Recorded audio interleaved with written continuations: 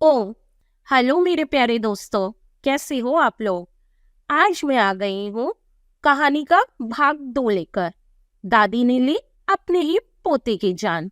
अब तक हमने जाना कैसे एक छोटा सा घर अपने संघर्ष के साथ अपने बच्चों को पाल रहा था, और माँ बाप भी हार नहीं मान रहे थे। लेकिन दादी और बड़ों की जिद की वजह से एक परिवार कैसे बर्बाद हुआ, इसके बारे में जानेंगे अब हम आगे। चलिए सुनते हैं मेरे दोस्तों। दादी ने अपने बेटे और बहू के गरीबी की हालत देखी। उन्हें तरस आया या इस बात का फायदा उठाना चाहा, ये तो उन्हें ही पता। उन्होंने कहा, अब आप लोग अपने बेटे को, मतलब मेरे पोते को, नहीं संभालोगे। आज से मैं इसे अपने साथ ले जाऊंगी, अपने घर। माँ ने कहा, नहीं, ऐसा क्यों? हम गरीब हैं, हम लेकिन अपने बच्चों को पाल सकते हैं। ऐसा डिसीजन मत लीजिए, ऐसा फैसला हमारे परिवार के लिए अच्छा नहीं होगा। बहू ने काफी समझाया, बेटी ने भी समझाया, लेकिन दादी दादी के आगे किसकी जिद चली है। पहले भी उन्होंने यही फैसला जिद करके लिया था, अपने बेटे बहू, अपने दो पोतियों और एक पोते को छोड़ने का। और अब उनकी ये जिद थी कि वो अपना पोता अपने साथ ले जाएंगी, किसी के साथ नहीं रहने देंगी उन्हें अपने अलावा। ये तो गलत बात थी ना, हर कोई जानता था, लेकिन दादी दादी के आगे किसी की नहीं चलती थी। इसीलिए दादी ने फाइनली फैसला ले लिया। जैसे ही अपने पोते से मिली, उसी दिन उसे प्यार जताकर, बहला फुसलाकर और कई तरह की पैसों की लालच और कई तरीके के चीजों की लालच देकर अपने साथ ले जाने पर राजी करवा दिया।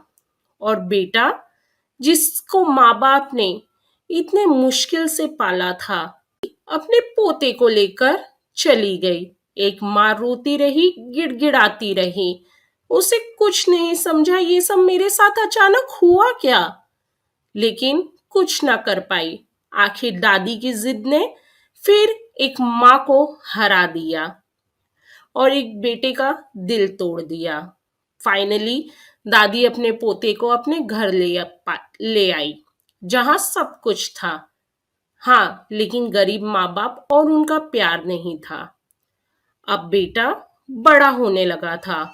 उसे पैसों की लालच और रिश्तों की समझ, इसमें भेद करना, इसमें अंतर करना, समझाना बहुत जरूरी था, जो एक माँ ही कर सकती थी। एक दादी नहीं, एक जिद्दी दादी बिल्कुल भी नहीं। आखिर वही हुआ जिसका डर था।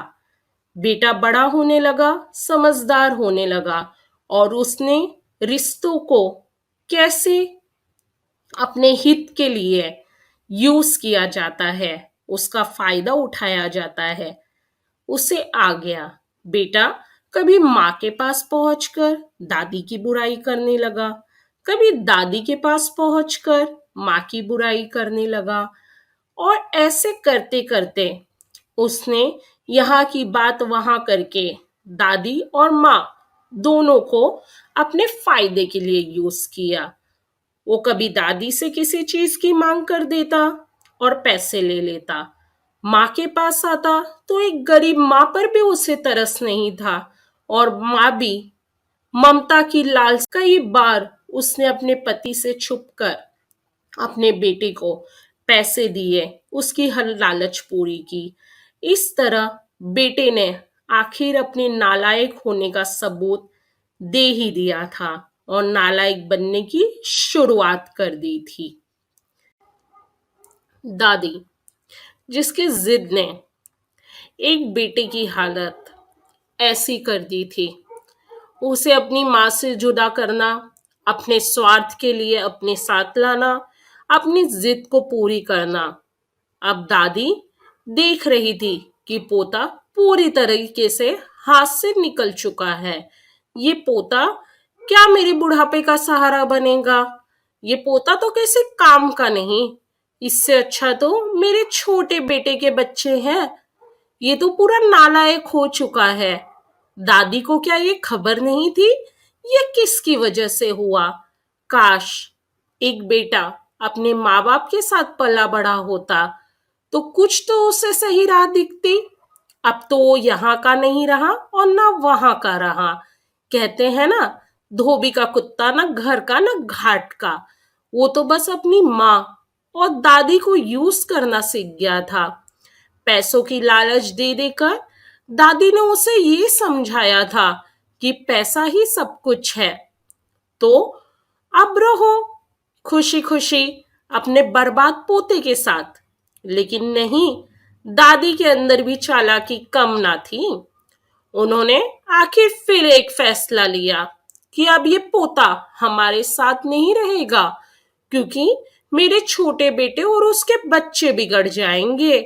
इसीलिए जा अपनी माँ के घर में रह। पोते ने कहा, नहीं दादी, मुझे आपके साथ ही रहना है। क्योंकि पोते को भी खबर थी कि गरीब माँ बाप के पास उसके नशे। इसलिए पोता भी ना ना करता रहा। लेकिन दादी की जिद के आगे फिर एक बार पोते को भी हार माननी पड़ी और वो अपने माँ बाप के घर लौट आया। माँ बाप ने अपने बेटे की ये हालत देखी कि उसे ना अपने कपड़ों का शौक है, ना पढ़ाई का, ना कुछ जिंदगी में बनने का। उसे तो बस शौक है आवारागर्दी, नशा करना, गलत काम करना और सारा दिन पैसा पैसा पैसा करते रहना। माँ बाप काफी डर चुके थे कि हम गरीब हैं और ऊपर से यहाँ पर हमारी समाज में इज्जत भी है। ये सब हमारे साथ क्या हो गया? अब हम इसे कैसे संभालेंगे? बेटे की हालत दिन ब दिन बिगड़ती ही जा रही थी। वो नशे के चक्कर में घर में चोरी करने लगा, घर वालों को हर तरीके की तकलीफ देने लगा।